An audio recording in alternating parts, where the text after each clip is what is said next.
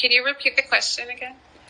What is your name? When and where were you born? And where are you living now? So my name is Nicole Akan. I was born in Regina, Saskatchewan, and currently living in Regina. And I'm from Muskowgan First Nation.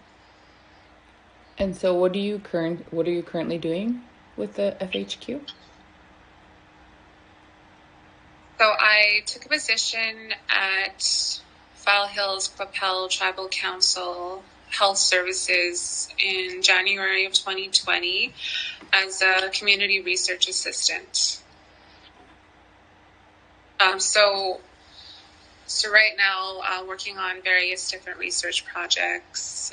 Some of them I'm partnered with Morningstar Lodge. Okay. Do you remember what you thought when you first heard about the coronavirus? When I first heard about it, I guess I felt a little bit scared. Just hearing about it on the news and just its potential to become this huge, worldwide epidemic. I called one of my friends who has a background in science, and he reassured me, oh no, it's not that bad. It's just like the common cold virus, nothing to worry about. So yeah, that kind of put me at ease, but then just finding out later that it was pretty bad. Yeah. So I guess when it started to get bad and really spread around the world, I just became fearful for my grandparents and our elders, just how they would be affected. Okay. And when did your life start to change as a result? And in what ways did your everyday life change? So I would say, I think it was mid-March. I had asked my boss if she would be okay with me working from home, because I was, keeping up to date with the news, and I was worried for my son and my partner, who are both immunocompromised, and just working in a hospital.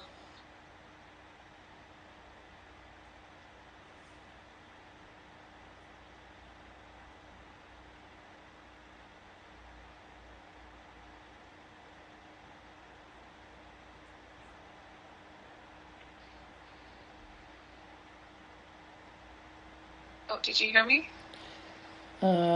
Okay, I can hear you now. You're saying just working in a hospital?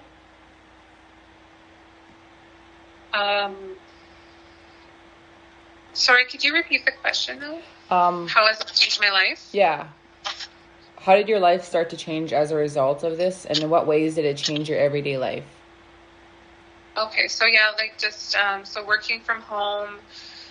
Also, I started reaching out to my grandma and elders, asking them if they wanted me to go pick up groceries. So I was doing that a lot for my family. And also just working from home. My partner also worked from home. We live in a really small condo, so that was challenging at times. And also just, not being able to live my regular everyday life. Being fearful when I would go to the stores and just kind of have little mini anxiety attacks. Having to talk myself, down from that. Yeah. And how did your community respond to the virus?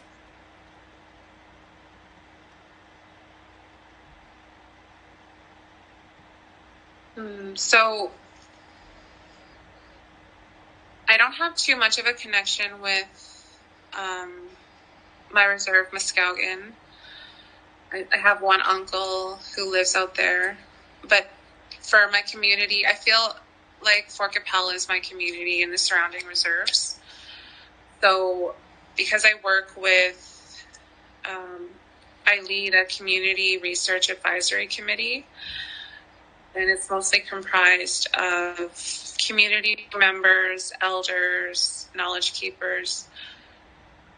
I worried for their safety.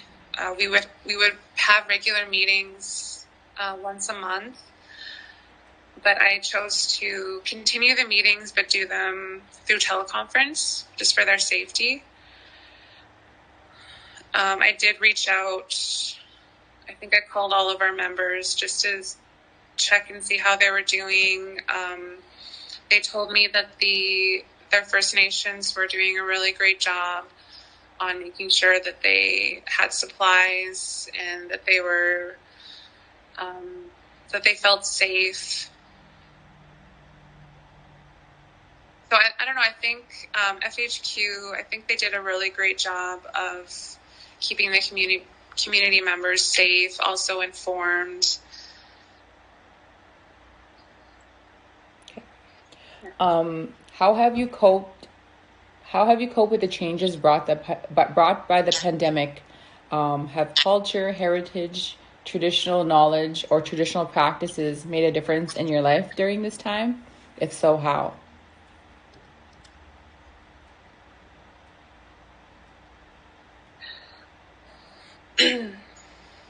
Culturally, I don't think there's been much of a change.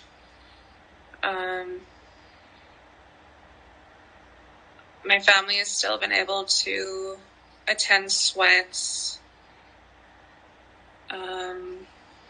We've been to a full moon ceremony, but just made sure that we are physical distancing. Actually, this was supposed to be my 3rd year of sun dancing. And because of the lodge that I belong to is a pretty big lodge, they canceled or postponed it for this year. Usually I would have been sun dancing the first week of June. So I guess it's affected me that way.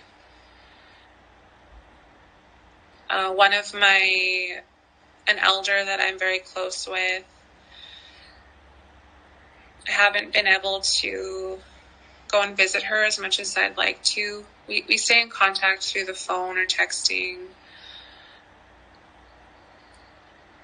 I think I just tried to be very mindful that I want to keep our old ones safe. Mm-hmm. Okay. What lessons for the future may come out of this experience for you, your family, your community, society as a whole, do you think?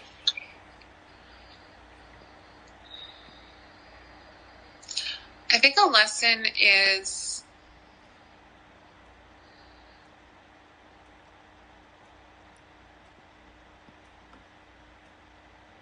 we shouldn't take life for granted. It's kind of a reminder of how precious life is. Also that we need to be more prepared. So whether that's, having your own garden, having food security, maybe having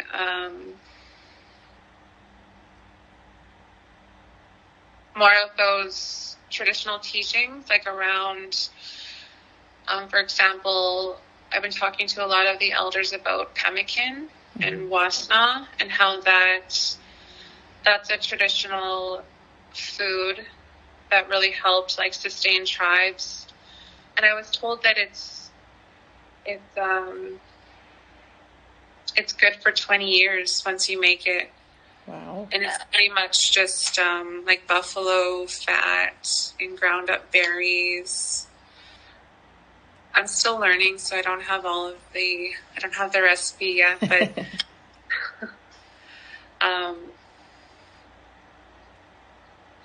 yeah, also how important family is, and all of these things that we think matter in life don't. It was a really nice reminder that to have more of that balance and not to get so caught up in like busy everyday life, like to kind of take a break and reevaluate your life and like what your goals are and what really matters. Yeah. So what do you think you'll remember most about this time?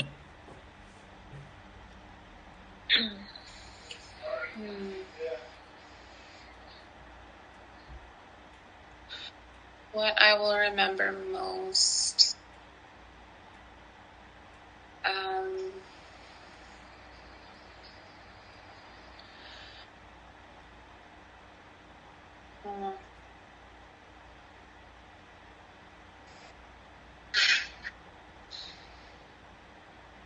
I guess something that I kind of miss is in the beginning when I would work from home, and I live in a very small condo, 2-bedroom condo, just one level, and just getting up in the mornings and getting set up at my kitchen table and getting ready for meetings, and just knowing that my son was sleeping and safe in the other room, being able to make him breakfast, just really spending quality time with family, as well as balancing like work life.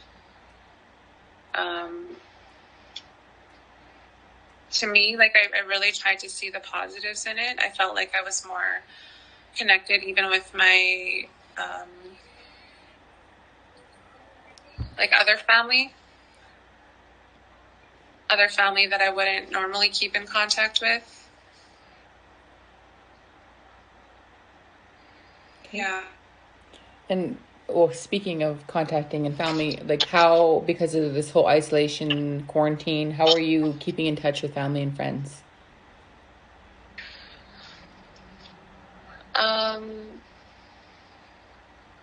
So through social media, like Facebook, Instagram, texting,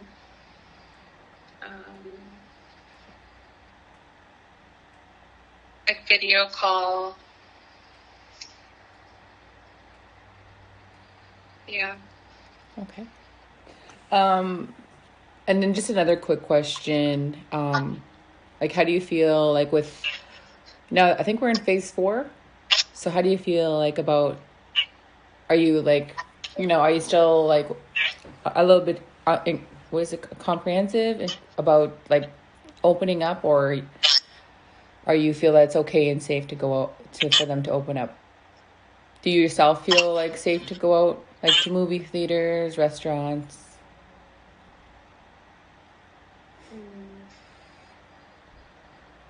That's a hard question because I feel like we're living in one of the safest places in Canada, like here in Regina. I feel like Regina hasn't been hit very hard, and compared to even like Saskatoon. Right now in the province, there's a lot of cases up north. Now, just hearing that there's some cases in the south, Maple Creek. So I feel like it's only a matter of time before we start to see more cases in Regina. So I don't know. I feel like I am kind of scared for what I know right now in the States. It's spreading like very rapidly, and so I would rather be more cautious.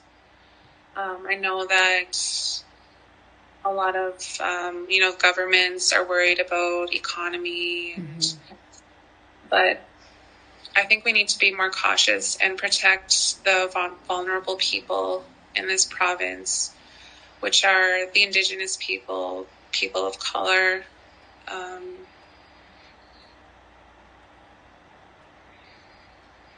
So yeah, for myself, I do need to be, I think, more mindful of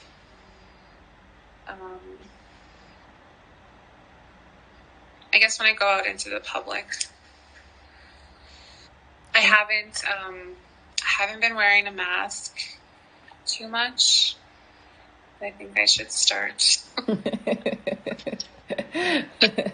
wear a mask. Yeah. No. Well, I used to like, and then I think, well, just the certain places where I have to, like Costco. But otherwise, when I go to like Walmart, the grocery stores, not really.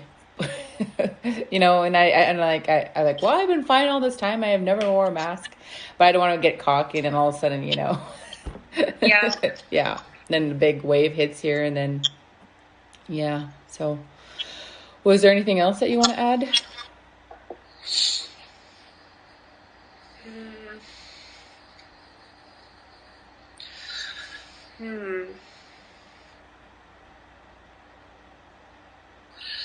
I guess just that I've been trying to have more of a positive outlook on this. Mm-hmm. And yeah, just try to practice, especially when it comes to our Indigenous communities, rather be safe than sorry.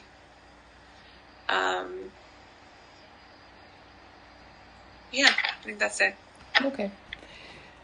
So today is July the 3rd, 2020.